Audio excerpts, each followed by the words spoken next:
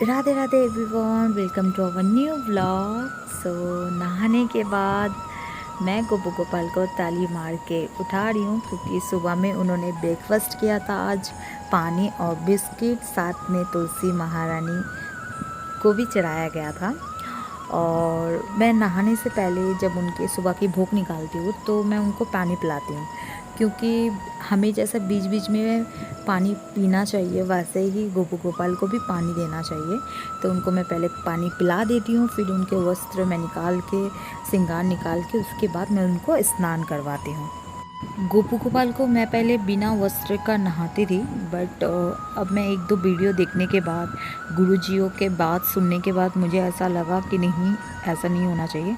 तो मैं एक पतला सा कपड़ा उनके शरीर में मैं पहना दे रही हूँ ताकि वो पहना रहे, लाइक एक गमछा का तरह। हम लोग जब नहाते हैं तो गमछा, तो हमें भी एक्चुअली पूरे वस्त्र खोल के नहीं नहाना चाहिए। ये हमारे पुराने रीति रिवाज है और शायद अभी बहुत कोई नहीं मानते, बट एक्चुअली में ये नहीं करना चाहिए। इसके भी पीछे बहुत सारी रीज़न है, मैं फिर कभी आप लोगों के साथ इस बारे में शेयर करूँगी। सो नहाने में आज गोपू गोपाल सिंपल में नहा रहे, मतलब सिर्फ पानी और तुलसी महारानी के साथ। बस मैं पानी डाल रही हूँ और उनको बहुत अच्छा लग रहा है ठंडे ठंडे पानी से नहाने में।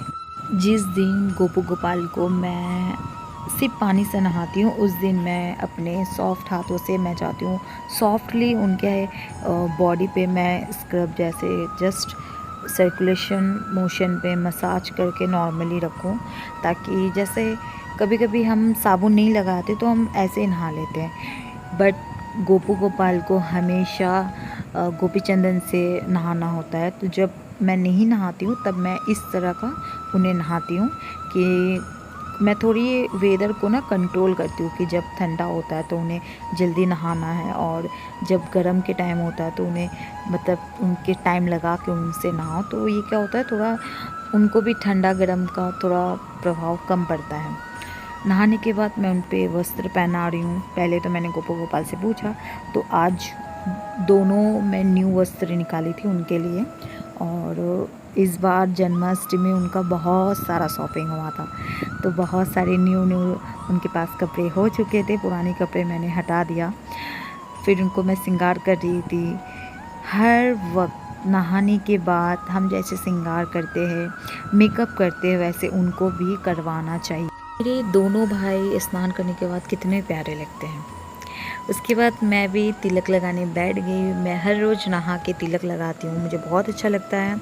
और जिस दिन मैं नॉनवेज खाती हूँ उस दिन मैं नहीं लगाती हूँ। हाँ, तिलक लगाने से तुलसी माला धारण करने से आप नॉनवेज नहीं खा सकते, बट मैं पूरी तरह का कोशिश करती हूँ ये अवॉइड करूँ, और जब खाती हूँ तब मैं ये तिलक नहीं लगाती हूँ। अब वक्त है गोपू गोपाल के झुलाने का। तो झूला झूलते झूलते गोपू गोपाल को मैं जब भी बैठाती हूँ तो मेरी जो छोटू गोपाल है ना, उसके बार बार टोपी गिर जाते हैं, नहीं तो चूल गिर जाते हैं। तो फिर मैं उन पे ठीक करती हूँ, फिर मैं उनको दे रही हूँ उनके बाँसुरी, उनकी प्रिय चीज़ सबसे। और उसके बाद पूजा वूजा देखने के बाद मैं थोड़ा गीता पढ़ती हूँ, और क्योंकि मुझे गाइडेंस मिलती है गीता पढ़ने के बाद। ब्रेकफास्ट करने के बाद चाय की चस्की। अब चाय पीने के बाद ना मेरी दीदी के बेटी मेरी चूल झाड़ रही थी, तो मैं उनको बोली थी हाय बोलो हाय बोलो, तो वो हाय भी बोली।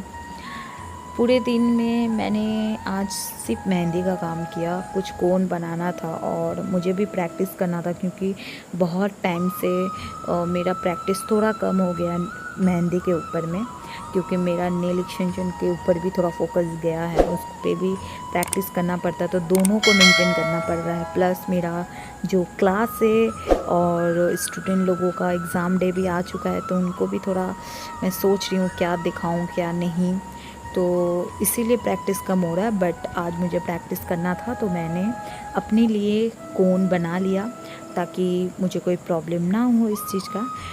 और मैं बाहर से कोन यूज़ नहीं करती हूँ, मुझे ऐसा लगता है कि homemade cone is the better option for you. Homemade cone से आपके जो काम में फिनिशिंग आती है और आपको दिक्कत भी नहीं होती, आपके हाथ में उतने पेन भी नहीं होते, बहुत सॉफ्टली आप पकड़ सकते हो, उसे यूज़ कर सकते हो, तो ये बहुत अच्छी बात है। तो मुझे ऐसा लगता है खुद की चीज़ खुद को बनाना चाहिए। शाम के वक्त मेरे कुछ पुराने मतलब कुछ टाइम के 1-2 महीने के पहले ही मेरा जो भी क्लासेस था सब स्टूडेंट के काम की मैं चेकिंग कर रही थी, क्योंकि बहुत सारा बढ़ गया था। मैंने उनको डेमोन्स्ट्रेशन दिखाया था, आप देख सकते हो। और ये मैंने किया था डिज़ाइन। फिर मैं सबको इकट्ठे करने के बाद मैं साफ़ करती हूँ। ऐसा नहीं कि प्रैक्टिस करने के बाद हम स्टोर करके रख देते, नहीं, उसे हमें साफ़ करना पड़ता है, ये बहुत ज़्यादा ज़रूरी है। और मैं स्पेशली मैं खुद करती हूँ, क्योंकि मुझे अपना वर्क सिक्योर करके रखना पड़ता है लॉन्ग टाइम के लिए। तो मेहंदी लगाना सिर्फ बड़ी बात नहीं है, उसको सिक्योर करना प्रैक्टिस के बाद ये बहुत डिफ़िकल्ट चीज़ होता है, तो ये भी हमें फ़ोकस देना चाहिए। आफ्टर काम के बाद मैं प्रैक्टिस करने बैठ गई। थोड़ा लाइंस की बेसिक चीज़, मुझे ऐसा लगता है बेसिक चीज़ स्ट्रॉन्ग होना चाहिए इंसान के, तो मैं बेसिक पे ज़्यादा काम करती हूँ।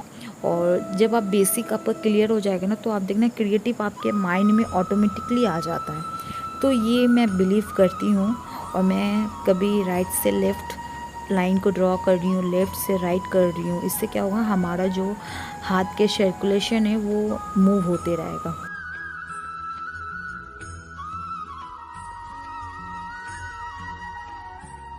आज का रात्रि का भोग था मेरी गोपू गोपाल की मम्मी ने बनाया था सूजी, उनको बहुत अच्छा लगा, मैंने भी खाया बाद में, मुझे भी बहुत अच्छा लगा। तो ये रहा हमारा डे का ब्लॉग, आप लोगों को कैसा लगा ज़रूर बताइएगा। Like comment share and subscribe, press the bell icon. तो गुड नाइट, राधे राधे, हरे कृष्णा, राधे राधे सभी को, लव यू ऑल।